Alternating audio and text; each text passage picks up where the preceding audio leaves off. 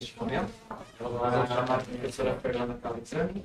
Ela que é engenheira civil formada pela Universidade Federal do Espírito Santo, com mestrado em engenharia civil pela mesma instituição e doutorado pela Universidade Federal de Minas Gerais.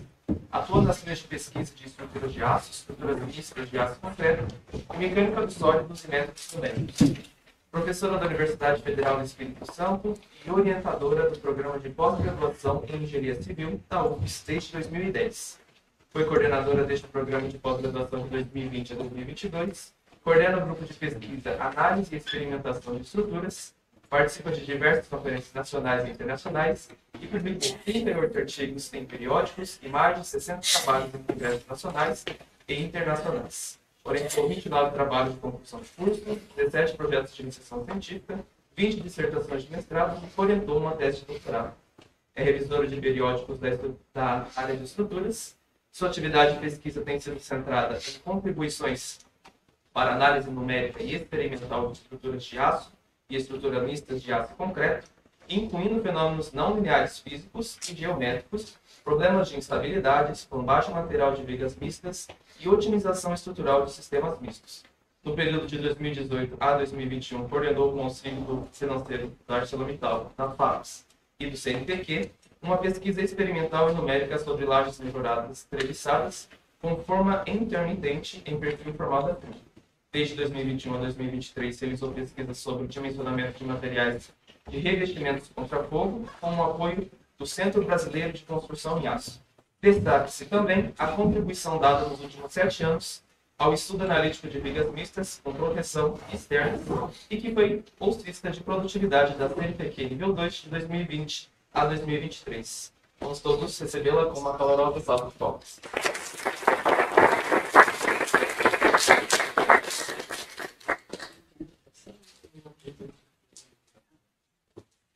Bem, bom dia a todos. Eu queria iniciar, agradecendo o convite do professor Carlos Roberto, da organização do evento.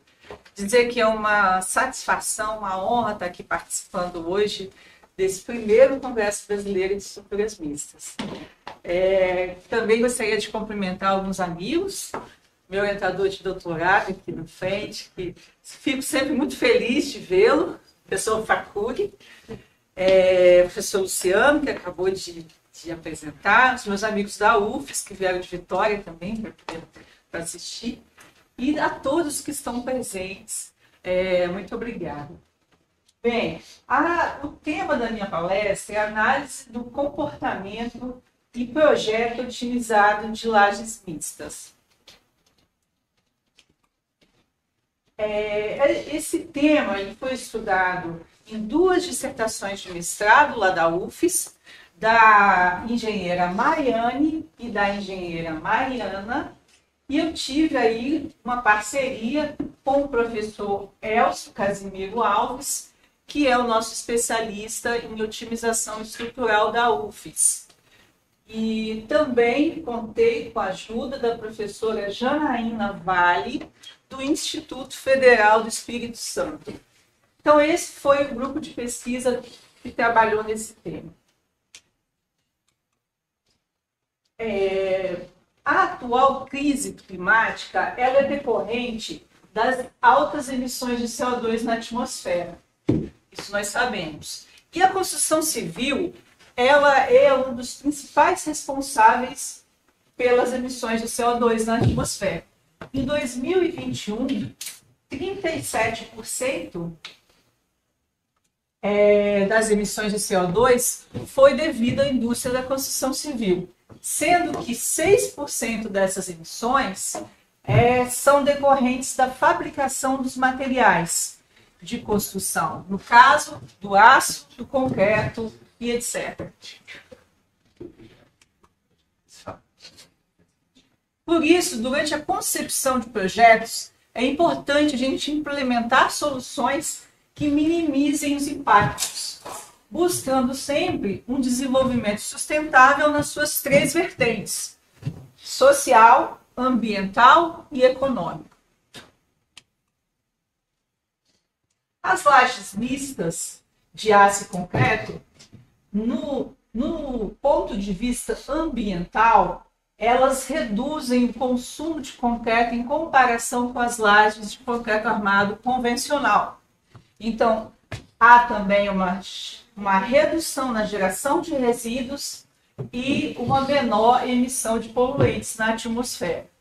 Do ponto de vista social, as lajes mistas oferecem segurança durante a etapa de montagem, porque trabalham como uma plataforma de serviço para os operários e também há uma maior área livre entre os pavimentos.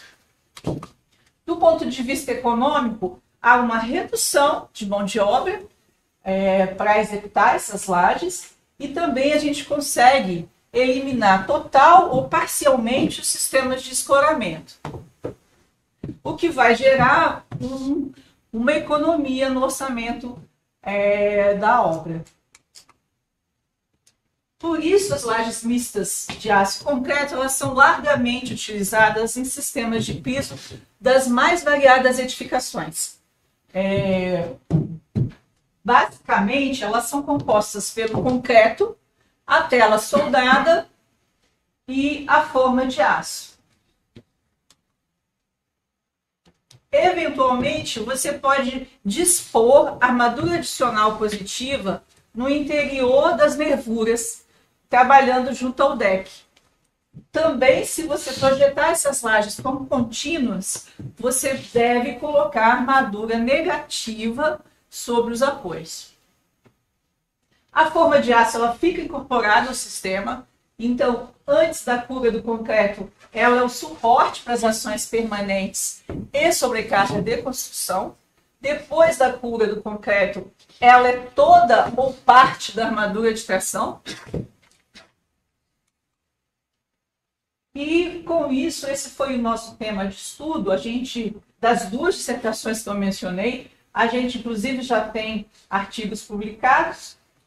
A primeira dissertação, ela focou em otimizar a geometria da forma, e aí considerando a fase de construção, que é a fase que dimensiona a forma.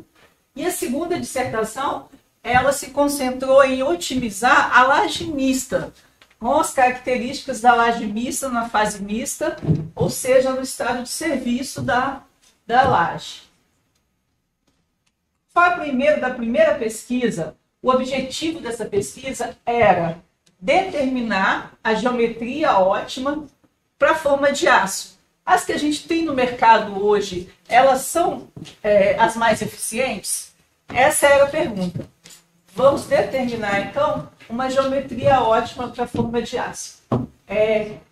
Considerando que minimizar o consumo de aço na fabricação dessas lajes.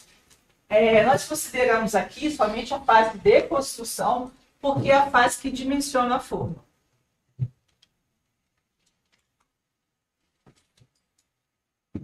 Bem, formas de aço são perfis formados a frio. Então, quem rege o dimensionamento desses perfis é a norma brasileira 14.762, e nessa norma há dois métodos para dimensionar esses perfis. O método da resistência direta e o método da largura efetiva. O que a gente percebeu é que a gente tinha muito trabalho de otimização que usava ambos os métodos para otimizar a seção transversal de perfil formado a frio para viga, para pilar, para viga coluna, mas a gente não tinha nada que trabalhasse com otimização da forma de lajes mistas. E aí foi essa motivação desse trabalho.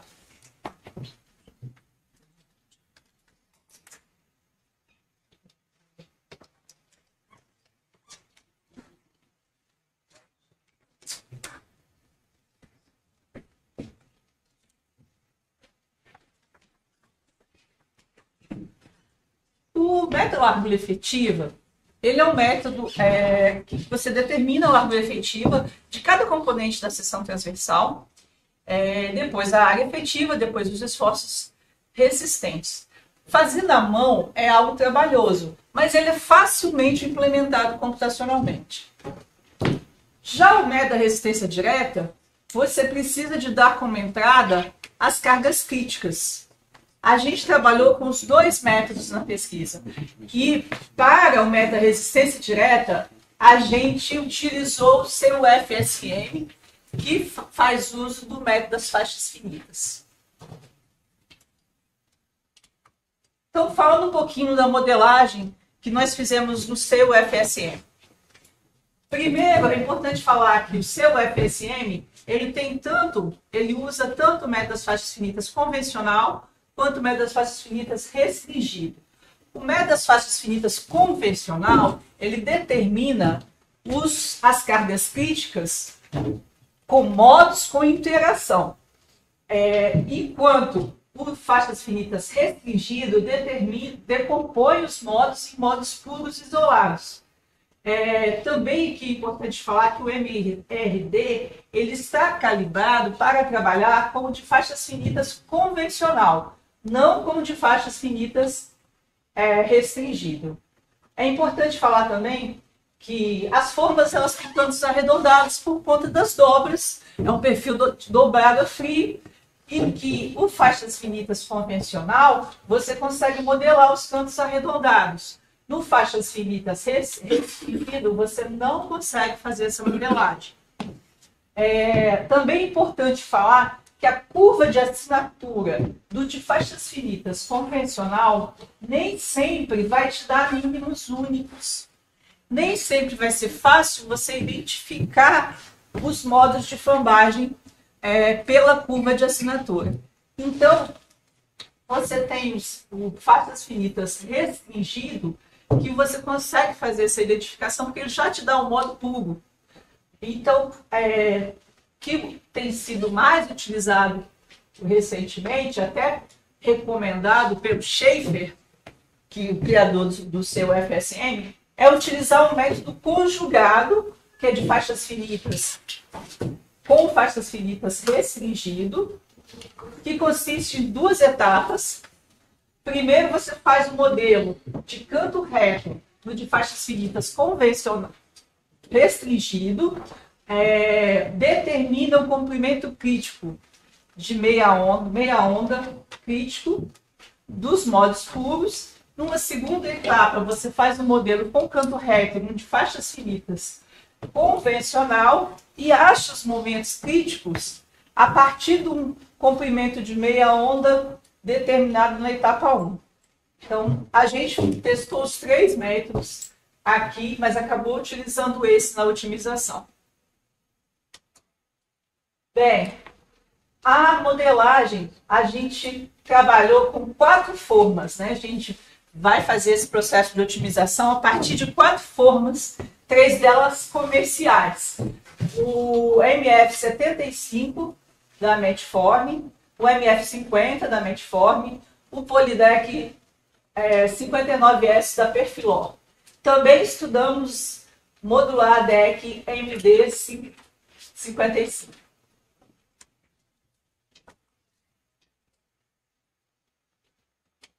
Para a fase da modelagem do seu FSM, para determinar os momentos críticos, a gente fez um modelo bem simplificado, onde a gente rodou só uma nervura.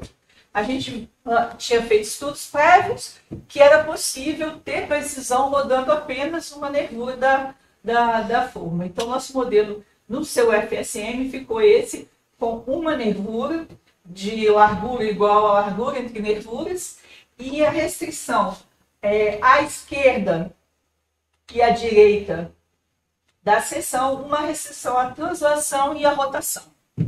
Okay? Estudamos, né, a questão da discretização das faixas finitas, qual seria o número ideal de faixas para a gente realizar nos elementos da seção transversal. Discretizamos, então, tantos modelos de canto reto quanto de canto arredondado em 1, 2, 4, 8 faixas por elemento. E a gente concluiu que discretização em 4 faixas já dava uma precisão suficiente. Foi essa que a gente adotou nos próximos passos da pesquisa. Então, conseguimos no seu FSM determinar o momento crítico pelos 3 métodos, né? Faixas finitas convencional, restringido e o conjugado. Determinamos os modos puros e a gente percebeu que o modo local governa, ou seja, sempre o momento fletor de flombagem menor, é o relativo à flombagem local. Bem, como a gente também tinha feito tanto cantos retos quanto canto arredondado, a gente aproveitou para comparar como seriam essas respostas. A comparação levou à seguinte conclusão: não influenciou muito você modelar ou não o canto arredondado. A diferença no momento crítico de flambagem local foi de 7%. Então, não teve uma influência essa modelagem. Embora a gente continue modelando o canto arredondado, porque é o mais realista. Bem, em relação aos valores dos momentos críticos obtidos, a gente percebe que o momento crítico do método conjugado foi muito similar ao do método de faixas finitas convencional. E a gente acabou utilizando desse método conjugado porque ele conseguia atender todos aqueles itens que a gente mostrou no slide anterior.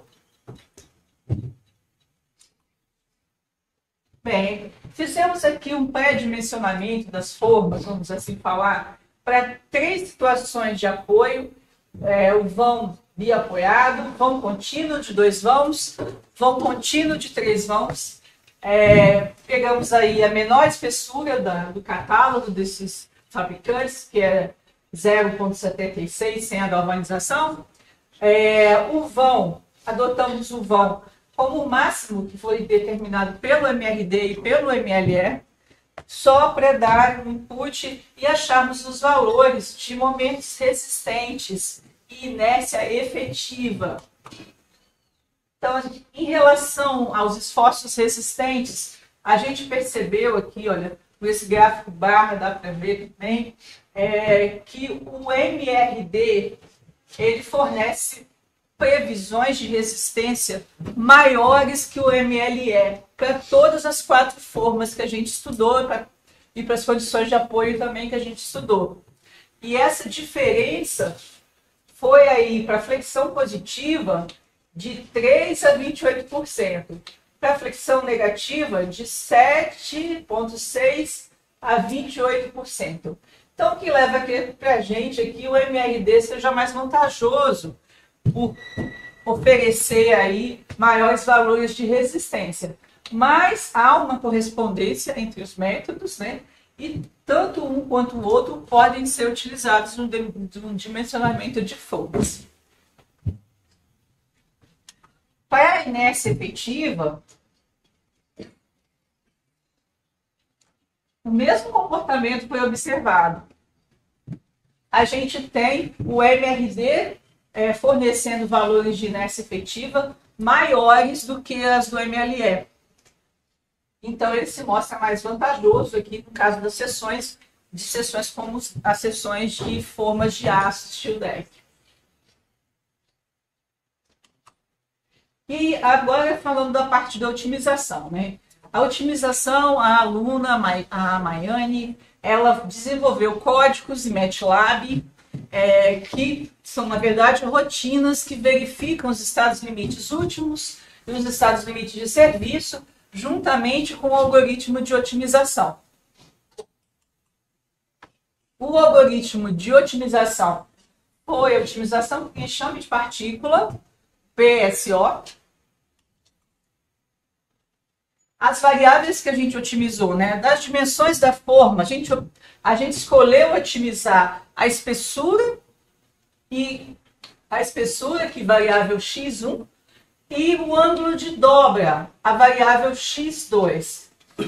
O intervalo de busca para a espessura foi de meio a 1,5 milímetros. Né? Hoje, as espessuras comerciais do deck foi 0,8 milímetros, 0,95 e 1,25.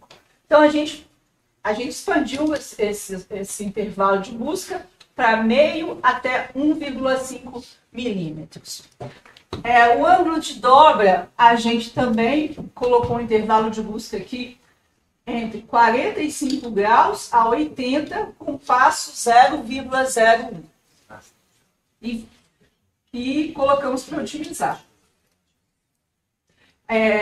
Importante que a função objetivo, a função que a gente queria minimizar era o consumo de ácido. Então, uma função simples, que era a área vezes massa específica dividida pela distância entre nervuras. As restrições do problema de otimização. As restrições, elas são as verificações dos estados limites de serviço e estados limites últimos. Foram, a maioria, extraídas da 14762. A gente tem a verificação a momento fletor positivo, a momento fletor negativo, a força cortante, a interação momento força cortante, feito pela 14.762. A web clipping, a gente utilizou a norma americana, porque a nossa norma 14762 não contemplava, né, Isa, seções parecidas com a do DEC, em que a gente tem múltiplas almas. Então, a gente utilizou a norma americana só para esse estado limite de web clipping. E flecha, a gente utilizou o limite da 8800. Essas foram as restrições. E a otimização, ela contemplou 12 modelos. Por que 12? São 4 formas, como eu mencionei, 3 condições de carregamento, e a gente, para o software ter um carregamento específico, a gente considerou a altura total da laje, está pequenininho aqui, mas é 130 milímetros para ele poder ter o carregamento aplicado na laje.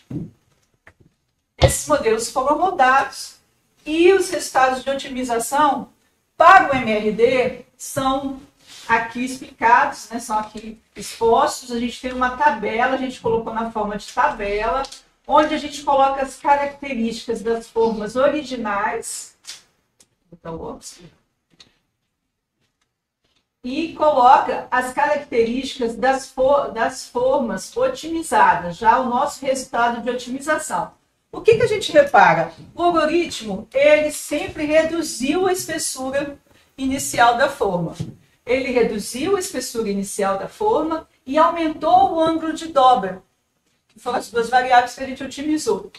E aí, com isso, ele obteve, então, o menor consumo de ácido em todos os casos. A forma que foi mais otimizada foi o Polydec da Perfiló, Polydec 59S, onde a redução no consumo de ácido chegou a ser 14%, decorrente de uma redução na espessura da forma de 25% e um aumento no ângulo de dobra da alma de 12%. Em média, a gente conseguiu uma redução do consumo de ácido de 7% pelo MRD. Pelo MLE, o comportamento foi o mesmo. O algoritmo reduziu a espessura da forma e aumentou o ângulo de dobra da alma. Só que a otimização foi ainda melhor. A gente conseguiu aqui uma redução no consumo de ácido de 19%, devido a uma redução da espessura de 29% e a um aumento no ângulo de 11%. Esse foi o melhor resultado. A média foi 10% de economia em peso de aço. Bem, as restrições que governam o dimensionamento do problema de otimização foram a web clipping e, algumas vezes, a interação momento fletor força cortante.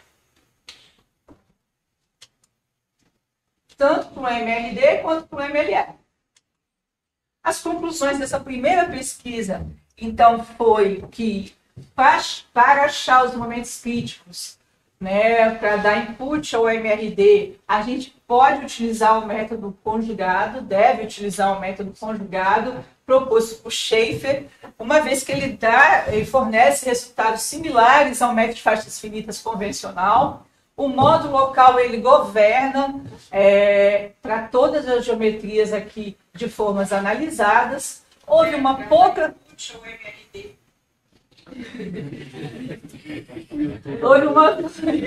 houve uma pouca influência dos cantos na modelagem. Então, assim, você pode ou não modelar com cantos retos.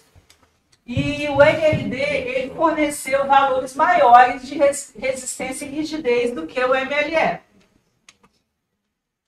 Em relação à otimização, como a gente mostrou, conseguimos 10% de economia de peso quando se utilizou o MLE e 7% quando você utiliza o MRD. A espessura foi a variável que mais impactou na otimização. E as restrições que governaram o problema, como eu falei também, foi a web clipping e os esforços combinados. Bem, o segundo trabalho, que vai analisar a fase mista, a ideia do trabalho era a seguinte: determinar soluções ótimas para lajes mistas, biapoiadas ou contínuas, minimizando as taxas de emissão de CO2 dos materiais que compõem essas lajes. Então, esse era o objetivo da segunda dissertação: determinar as características ótimas para as lajes mistas. E aqui a gente considera a fase de utilização, né? A implementação computacional também foi feita no MATLAB. Aqui só se utilizou 8800, porque já é fase mista. Então, são os critérios da 8800 que a gente tem que seguir. A Mariana ela utilizou 2 algoritmos de otimização, além do algoritmo enxame de partícula, o PSO, o algoritmo lobo cinzento, GWO. E aqui a gente estudou 2 problemas, para as lajes biapoiadas e para a laje contínua. Para a laje biapoiada, a gente selecionou trabalhar com o MF75 da Medform. E a gente selecionou 3 vãos do catálogo do fabricante, o vão 2,5, o vão 3,5 e o vão 4,5. E para lajes contínuas, a gente optou por trabalhar com o Polydeck da Perfilon, porque, inclusive, esse catálogo considera a continuidade. Já o da Metform não tem essa solução de continuidade. A gente considerou 3 vãos, 2,6, 3,4 e 4 metros. Bem, aqui as variáveis de otimização são, para as biapoiadas, otimizamos a altura da capa de concreto, o FCK do concreto, otimizamos, o programa poderia escolher qual espessura de forma ele iria utilizar, mas aí entre as 3 comerciais, 0,8, 0,95 milímetros ou 1,25 milímetros. Otimizamos a taxa de armadura positiva adicional. Se o usuário quisesse utilizar armadura adicional de tração, o algoritmo otimizaria. Otimizamos, no caso de laje contínua, a taxa de armadura negativa sobre os apoios e o diâmetro da armadura negativa. Nos intervalos de busca, para capa de concreto, né, uma altura de 50 a 125, se a laje biapoiada, de 51 a 191, se a laje contínua. FCK, a gente variou de 20 a 50 megapascals. As espessuras do deck, as 3 opções comerciais possíveis. Taxa de armadura positiva, 0, seria o algoritmo não utilizar armadura positiva adicional, a 0,2%. E no caso da contínua, taxa de armadura negativa 0,15 a 4%, que é a máxima permitida, e também o algoritmo poderia escolher o diâmetro da armadura negativa. A função objetivo aqui era a emissão total de CO2 da laje. A emissão total de CO2 da laje a gente calculou como a soma da emissão dos componentes da laje. Então, por exemplo, na biapoiada, a emissão total de CO2 é a soma da emissão da forma de aço, mais a emissão do concreto, mais a emissão da armadura adicional, mais a emissão da tela soldada. No caso da contínua, você adiciona também a emissão da armadura negativa. E como que foi calculado essas taxas, né? Na verdade, a gente retirou da literatura esses valores de emissão de CO2 de cada material. Nós retiramos aí do trabalho de Santoro e Cripta a emissão em quilos de CO2 por metro cúbico dos concretos de FCK de 20 a 50. E também retiramos aí do relatório da World Association, não, World Steel Association, a quantidade de CO2 em quilos de CO2 por quilo de aço, para a forma de aço e para as armaduras.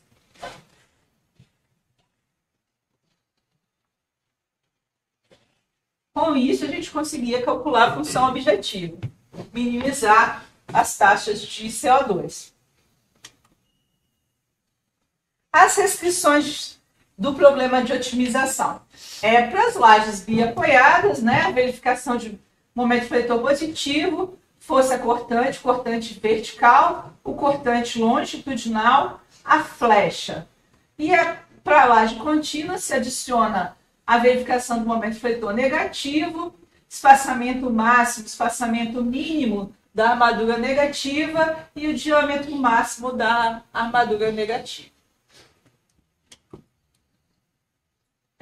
Os casos que a gente analisou. Nós, para as lajes biapoiadas, nós retiramos da tabela de vãos e de cargas do fabricante o valor das cargas sobrepostas admissíveis do catálogo e jogamos como nosso carregamento para dar início ao processo de otimização. Então, foram 24 casos de carga que a gente analisou aqui. Só destaco aqui o vão 4,5, ele não é contemplado na tabela de cargas e vãos da Metform. E aí a gente utilizou o carregamento correspondente ao vão imediatamente inferior. No caso, eu acho que era 4 metros. Então, ou seja, pelo fabricante, a forma não consegue vencer 4,5 metros, mas a gente conseguiu soluções que vencem 4,5 metros.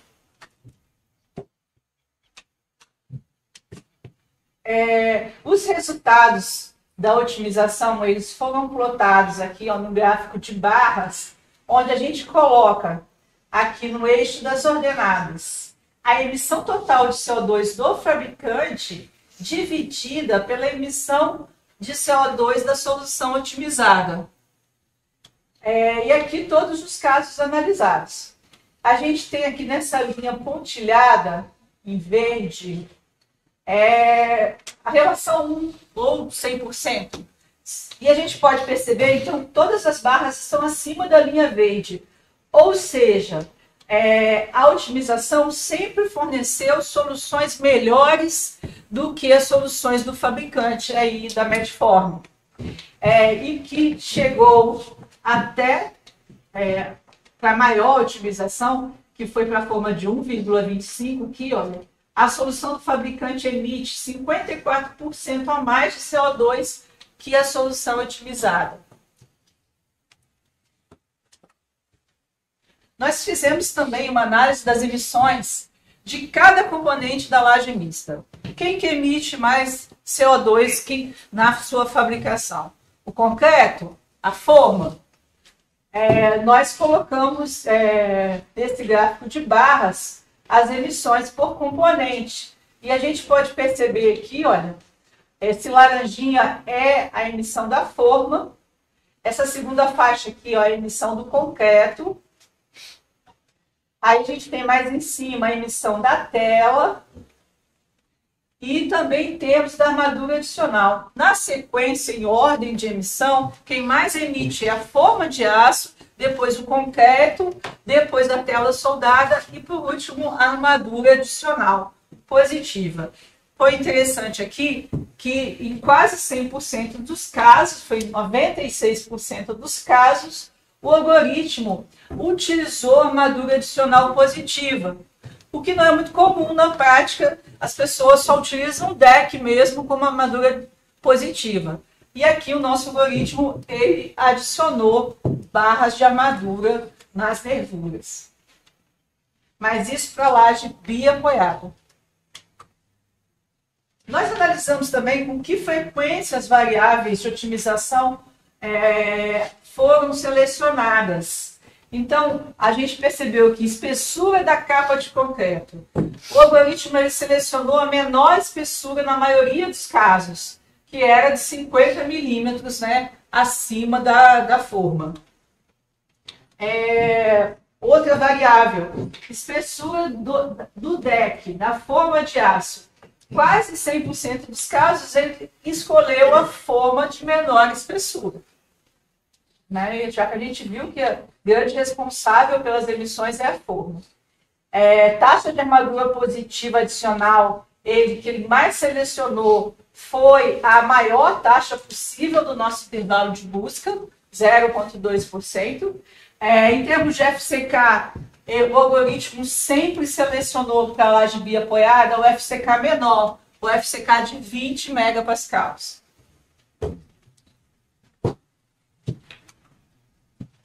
Restrição que governou o problema, cisalhamento longitudinal, como já era de se esperar.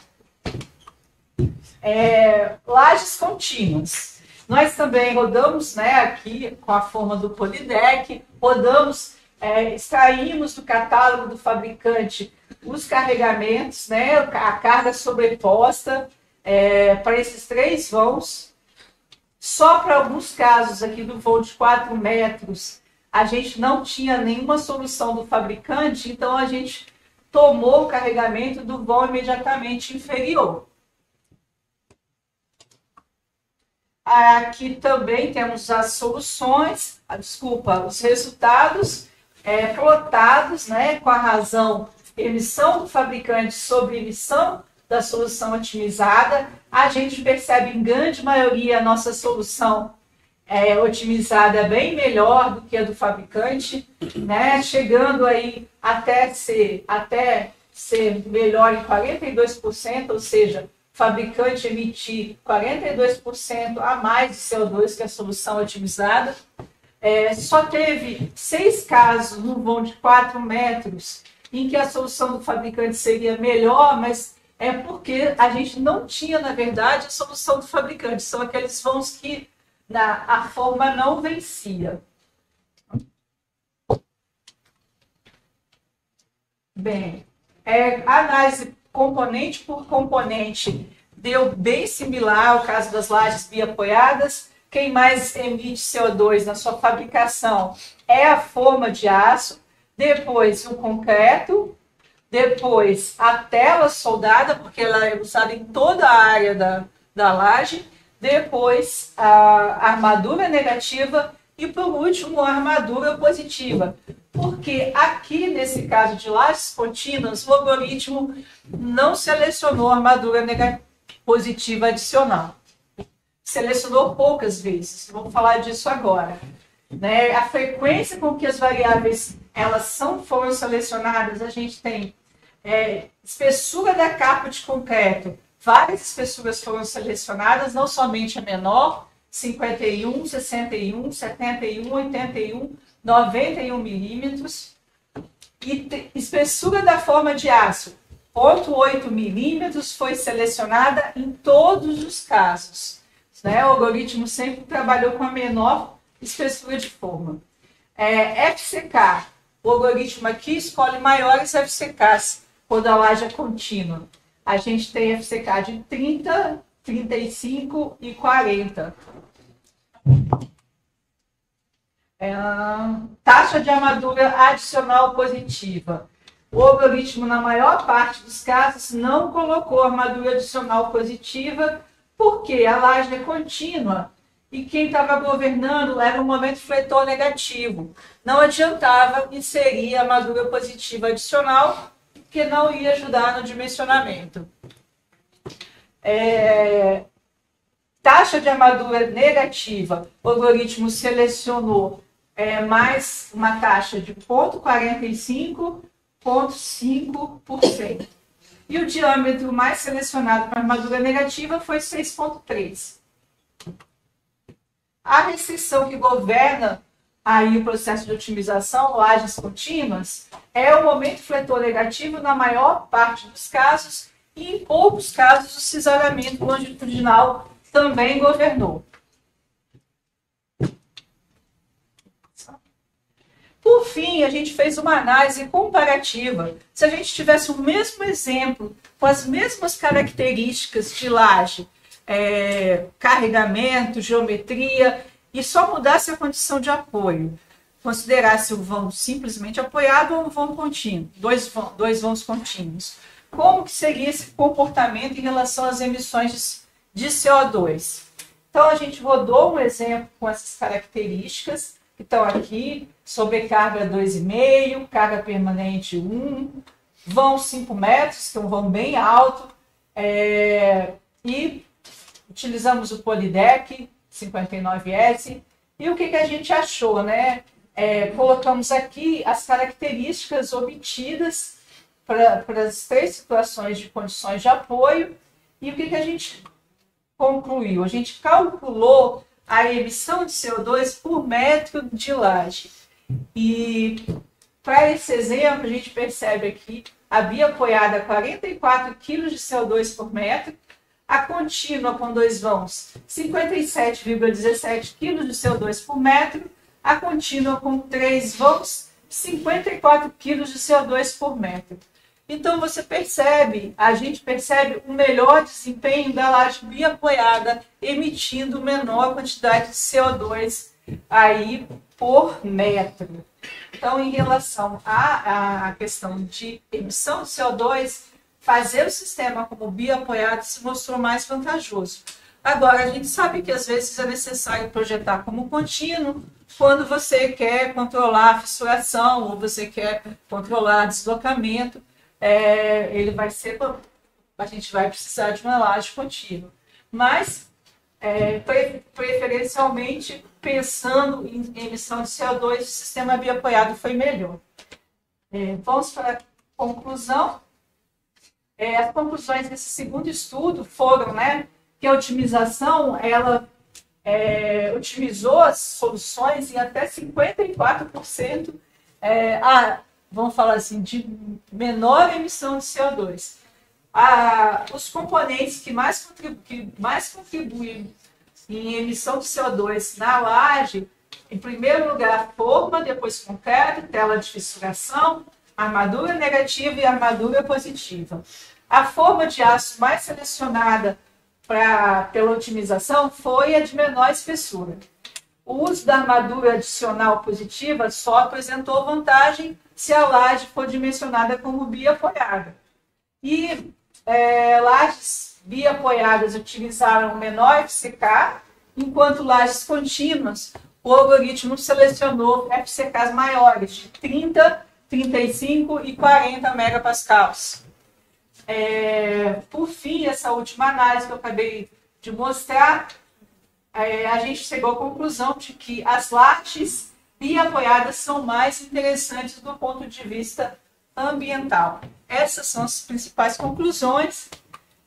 Eu agradeço à UFES, né, as agências de fomento, a CAPES, a FAPES, o CNPq, e agradeço a Tainá, que foi quem fez os slides hoje da apresentação. Muito obrigada, Tainá.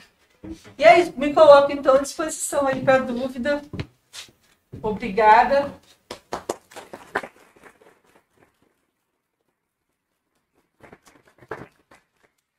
Obrigado, professora Fernanda. A gente abre para eventuais dúvidas que surgem no chat. Alguém tem alguma pergunta? Pois não. Alguma razão para não ter usado, por exemplo, o algoritmo genético clássico? O PSO performou melhor? Sim, a gente até começou a trabalhar com genético, só que, como a gente teve que usar o seu FSM e para achar as cargas críticas com o genético, na hora que ela tentava importar a questão do seu FSM para o MATLAB, deu problema. Aí, assim, não funcionava. O Elcio ficou tentando trabalhar comigo de otimização e ele não conseguiu. Ele falou, eu vou trocar, vou utilizar o PSO, que é até um algoritmo mais novo, e que aí funcionou direitinho. Então, foi mais essa questão mesmo. Mas o início ia ser genético.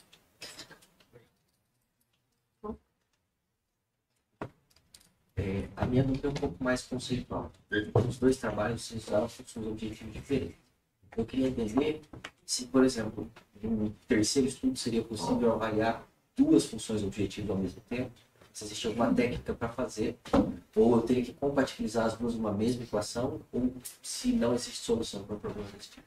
É bastante interessante a pergunta sua, porque inclusive a Isabela está aqui, ela vai continuar, né, esse trabalho. E a nossa intenção é, no trabalho dela, fazer uma multi-objetivo. A gente quer, no trabalho dela, maximizar a carga para isso e minimizar. Ela está aqui, ela pode até... Então, o trabalho dela também vai juntar os dois trabalhos já efetuados, porque hoje a gente tem separado, antes da cura e depois da cura. O trabalho dela vai unificar e vai fazer um programa computacional único que faça as duas verificações e ainda faça a questão do multi-objetivo. Já pensaram no algoritmo? Já? Então, a gente já tem os dois separados, né? Ela vai programar, juntar e unificar esses códigos. Né? O algoritmo de otimização multi-objetivos. Porque, assim, um dos mais populares é o NSA2, né?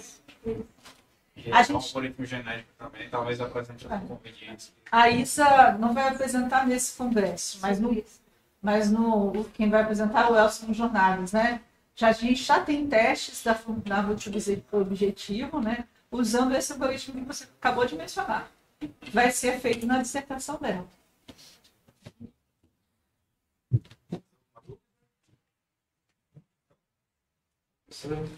Acho que ia deixar com você também. E tinha agradecimento.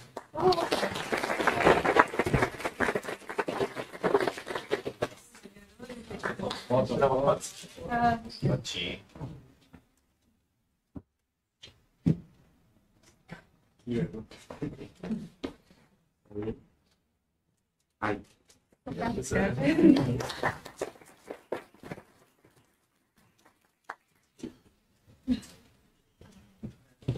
Presentinho.